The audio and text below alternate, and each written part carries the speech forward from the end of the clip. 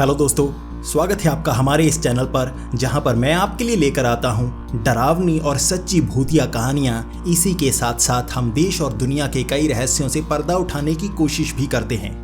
और आज मैं आपके लिए लेकर आया हूं हमारे एक सब्सक्राइबर द्वारा भेजी हुई अपनी सच्ची डरावनी घटना। दिल्ली के रहने वाले केशव, जिन्होंने अपनी कहानी हमें भेजी है, वो पुरानी दिल्ली में रहते हैं। एक किराए के मकान पर अपने दोस्तों के साथ रहते हैं। इसी के साथ वहाँ पर एक छोटी सी मोबाइल रिपेयर की दुकान चलाते हैं। 5 साल पहले उत्तर प्रदेश से वो दिल्ली आए थे। उसके बाद से ही उन्होंने मोबाइल रिपेयर का काम शुरू कर लिया। धीरे धीरे उनकी दुकान अच्छी चलने लगी। उन्होंने एक सेकंड हैंड कार भी ले ली और इस कार को लेने के बाद, कहते हैं ना, जब पहली गाड़ी आ जाती है तो आदमी थोड़ा हवा में उड़ने लगता है। और गाड़ी लेने के बाद केशव भी अपने दोस्तों के सामने पैसे का घमंड बहुत ज़्यादा दिखाने लगे थे। उनके पास अब ठीक ठाक पैसे आ गए थे क्योंकि मोबाइल रिपेयर का काम अच्छा चलने लगा था। अब गाड़ी ले ली थी तो पैसे तो आए ही होंगे। अब गाड़ी में वो घूमा करते, जितने भी जान पहचान वाले थे उनके सामने ये शेख ही बघारा करते कि देखो मैंने काफ़ी कुछ बना लिया है। और ज़्यादातर अपने गाँव भी गाड़ी में ही जाता और गाड़ी में गांव जाने के बाद गांव वालों को दिखाता, देखो मैंने कितने पैसे कमा लिए हैं। और हर बार की तरह इस बार भी वो यहाँ पर आया हुआ था, लेकिन अपने 2 दोस्तों को साथ लेकर आया था। उसने कहा था, देखो अपने गांव में लेकर चलता हूँ, वहाँ तुम्हें दिखाऊंगा। उसके ये जो दोस्त थे वो भी उत्तर प्रदेश से ही थे, लेकिन वो अपने गाँव कम ही जाते थे। अपने परिवार वालों को यहाँ पर बुलाया हुआ था। केशव उन्हें भी इस गाँव में ले आया था। अब यहाँ पर उसका जो पुश्तैनी घर था वहाँ पर वो रह रहे थे, आराम से रह रहे थे। उसके जो दादा दादी थे वो भी यहीं पर रहते थे, तो खाने पीने की कोई प्रॉब्लम नहीं, रहना बहुत आसान हो गया था। वो 1 हफ्ते के लिए छुट्टी मनाने के लिए यहाँ पर आए हुए थे। और यहाँ पर केशव की वही आदत, सबके सामने पैसे का घमंड दिखाना, इसी के साथ रात को घूमना, उसकी आदतें कुछ ऐसी ही थी। और एक दिन उसने एक बड़ी गलती ज़रूर कर दी। वो गाड़ी में गांव में ही घूमा करता, सबको दिखाया करता। इसके बाद वहाँ आसपास के गांव में जितने जान पहचान वाले हैं वहाँ पर भी जाया करता। कभी कभी रात को भी घूमता रहता। 11-12 बजे गांव आता और सबको कहता कि तुम सो गए हो, लेकिन दिल्ली में ऐसा नहीं होता, हम रात को घूमते हैं, सब जागते हैं। तो वहाँ पर भी एक गाँव में भी वो शहर की तरह माहौल बनाने की कोशिश कर रहा था, खुद को अच्छा दिखा रहा था। इसी तरह रात के 12 बजे अपने दोस्तों के साथ उन्होंने गाड़ी में बियर रखी हुई थी। वो बियर पीकर एक दूसरे से बात कर रहे थे कि हम ऐसे हैं वैसे हैं, जो अपनी बातें चलो कर रहे थे। उसके बाद केशव ने एक चीज़ कही कि देखो हमारे गांव के जो पीछे कब्रिस्तान है ना, वहाँ पर कहते हैं कि बहुत सारे भूत रहते हैं, तो मैं भूत दिखाने के लिए जाता हूँ। तो इसी गलती में उसने अपने दोनों दोस्तों को लिया और गाड़ी लेकर कब्रिस्तान के पास पहुंच गया। अब आपको पता है जो गांव में कब्रिस्तान होते हैं वहां पर कोई नहीं भटकता। कब्रिस्तान से सब लोग रात को दूर ही रहते हैं। सबका मानना है कि वहां पर भूत प्रेत होते हैं और रात को कब्रिस्तान में नहीं जाना चाहिए। लेकिन केशव था दिल्ली का लड़का और उसके पास पैसे आ गए थे तो घमंड पूरा, और वो भूतों को भी कुछ समझता नहीं था। अब उसने बियर भी पी रखी थी। अब गाड़ी कब्रिस्तान के सामने लगा दी। उसके दोस्त बाहर निकले और वो कहने लगे, क्या यहाँ पर सच में भूत है? हम नहीं जाना चाहते। लेकिन केशव कि मुझे भूतों से डर नहीं लगता और यहाँ पर कौन से भूत हैं, सब वैसे ही डरते रहते हैं, देखो मैं तुम्हें अंदर ले जाकर दिखाता हूँ। उसमें इतनी हिम्मत हुई कि मैं देखो अंदर ले कर जाता हूँ। पी हुई थी तो कुछ भी कर सकता था। अब केशव अपने दोस्तों से आगे निकल गया और छलांग लगाकर जो कब्रिस्तान की छोटी सी दीवार थी उसे छलांग लगाकर पार कर गया और अंदर पहुंच गया। अब उसके दोस्त भी बेइज्जती महसूस कर रहे थे कि भाई केशव ये कर रहा है, हम नहीं कर रहे तो कैसा लगेगा। वो होता है ना दोस्तों में कि एक कर गया तो बाकी शर्मिंदा हो जाते हैं, तो करना मजबूरी में पड़ता ही है। और उसकी दोस्त भी कब्रिस्तान में कूद पड़े। अब वो कब्रिस्तान के अंदर थे। 10-15 मिनट वहाँ पर कुछ नज़र नहीं आया। साधारण कब्रिस्तान, उनका वैसे भी मानना था भूत प्रेत नहीं होते हैं। अब वहाँ पर उसके दोस्त कहने लगे, चलो कब्रिस्तान में आ गए हैं, अब यहाँ से चलते हैं। लेकिन केशव अपनी बात पे अड़ा था, भाई भूत होते ही नहीं, चाहे जो कर लें यहाँ पर हमें कुछ नहीं होने वाला, कोई दिखने नहीं वाला, कोई कुछ नहीं करेगा। और यहाँ केशव बातों बातों में गुस्सा होने लगा, अपने दोस्तों के सामने शोखी बघारने लगा और उसने एक गलती कर दी। उसने कहा, देखो मैं यहीं पर लघु शंका करके दिखाता हूँ, एक कब्र पर बाथरूम करके दिखाता हूँ और देखना कोई नज़र नहीं आएगा। और ये उसकी सबसे बड़ी गलती थी। उसने एक कब्र के ऊपर लघु शंका की, यानी कि बाथरूम कर दिया, और उसके बाद वहाँ से बाहर आ गया और हंसने लगा, देखो मैंने क्या कारनामा कर दिया है, भूत नज़र नहीं आया। अगर कब्रिस्तान में भूत होते तो मुझे रोक चुके होते, मैंने तो कब्र पे बाथरूम ही कर दिया, कोई नहीं था। अब ये उसकी ज़िंदगी की सबसे बड़ी गलती थी। अब उन्होंने पी हुई थी और घर में आए और दादाजी से कुछ डांट खाई और अपने कमरे में जाकर सो गए।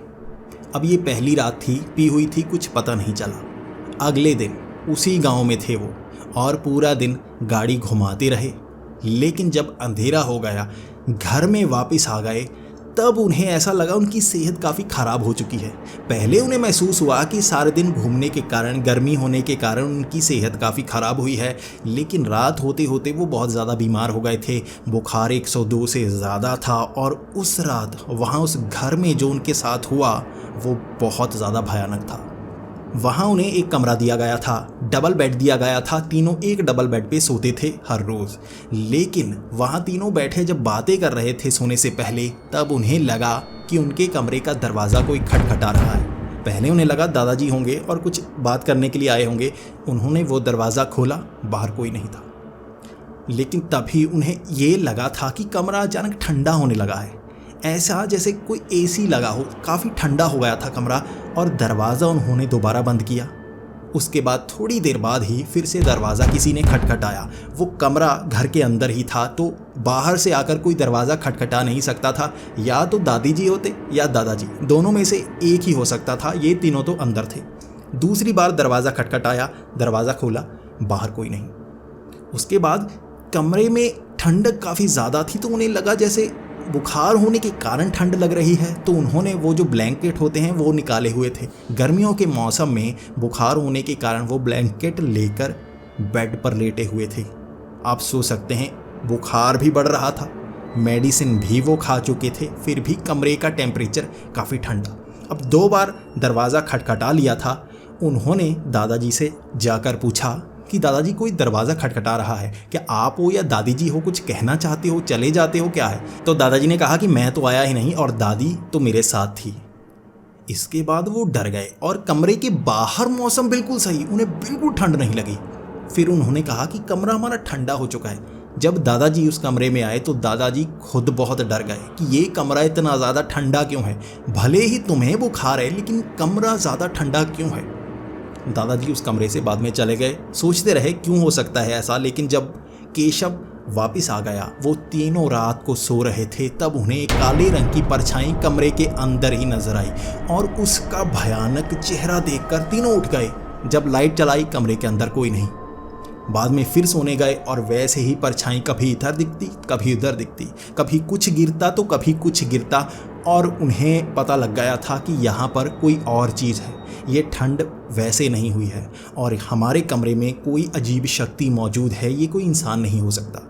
अगली सुबह उन्होंने दादाजी को सब बता दिया वहाँ कब्रिस्तान में क्या हुआ, और दादाजी ने जब ये सुना तो वो और ज़्यादा डर गए कि भाई पागल हो, ये कर क्या दिया तुमने? हर कोई कब्रिस्तान जाने से डरता है और तुम वहाँ पर ऐसी गंदी हरकत करके आए हो, वो भी किसी कब्र के साथ। और दादाजी ने कहा कि मरने के बाद इज्जत दी जाती है, किसी की कब्र के साथ ऐसा नहीं किया जाता, तुमने बहुत गलत किया है। उसके बाद अगले 2 दिनों तक ऐसा ही होता रहा। उनकी सेहत खराब हो गई, उनको भूख नहीं लगती, ऐसा लगता खाया हुआ है। कुछ खाने की कोशिश करते तो गले के अंदर निकलता ही नहीं। और उन्होंने उसके बाद गांव के एक बाबा को भी ये बात बताई थी। उस बाबा ने कहा कि तुम्हारे ऊपर किसी आत्मा का वास नहीं है। आत्मा का वास पता चल जाता है, लेकिन तुम्हारे ऊपर कोई आत्मा का वास नहीं है। उसके बाद उन्होंने बाबा को सच बता दिया। जब बाबा ने कहा कि तुम्हारे ऊपर कोई जादू टोना कुछ नहीं हुआ है, ये तुम्हारा भ्रम ही हो सकता है, वरना पता चल जाता। उन्होंने बताया कि ऐसा ऐसा हुआ, उसके बाद से ये सब शुरू हुआ। तब बाबा ने कहा कि देखो, कोई जादू टोना किया होता, कोई एक भूत प्रेत तुम्हारे पीछे होता तो समझ में आता, लेकिन ये जो हरकत होने के बाद तुम्हारे साथ हो रहा है, इसका निपटारा कोई और नहीं कर पाएगा। भले ही जितनी झाड़ फूक करवानी हो करवा लो, वो आत्माएं तुम्हारा पीछा नहीं छोड़ने वाली। या तो वो जान लेकर जाएंगी, या जो तुमने किया है उसे सही करना। अपनी गलती मानो, उसे सही करो जो तुमने बिगाड़ा है। वहाँ केशव इन बातों पर यकीन नहीं करता था, लेकिन पिछले दिनों में जो हुआ, उसने सीधा हाथ जोड़े और उसने मान लिया कि उसे वो करना होगा, जो उसने गलती की है उसे ठीक करना होगा। पूरा एक दिन वो तीनों दोस्तों ने कब्रिस्तान की सफाई की, जहाँ लघुशंका की थी वहाँ पर सफाई की, सबसे माफ़ी वहाँ मांगी। कब्रिस्तान में जाकर पूरा दिन माफ़ी मांगी, घास की कटाई की, जितनी गंदगी पड़ी थी उसकी सफाई की। फिर माफ़ी मांगकर शाम के वक्त वापस आ गए और ये कहा कि हमारा पीछा छोड़ दो।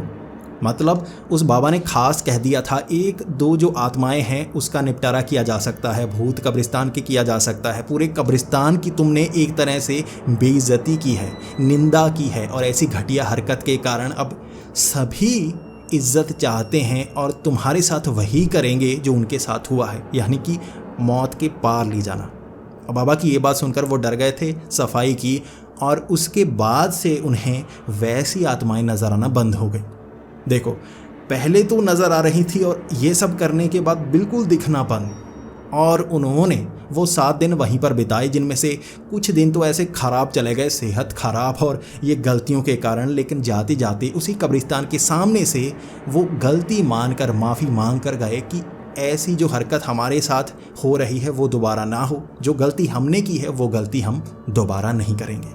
और इसके बाद केशव जी ने बस इतना ही बताया है कि उनको दोबारा ऐसी भूतिया घटनाओं का सामना नहीं करना पड़ा और वो सही तरह से अब दोबारा दिल्ली में अपनी दुकान चला रहे हैं। तो दोस्तों, आपको ये कहानी कैसी लगी प्लीज़ कमेंट्स में ज़रूर बताएं। अगर आप ऐसी ही कहानियाँ सुनना पसंद करते हैं तो प्लीज़ हमारे इस चैनल को सब्सक्राइब करना ना भूलें।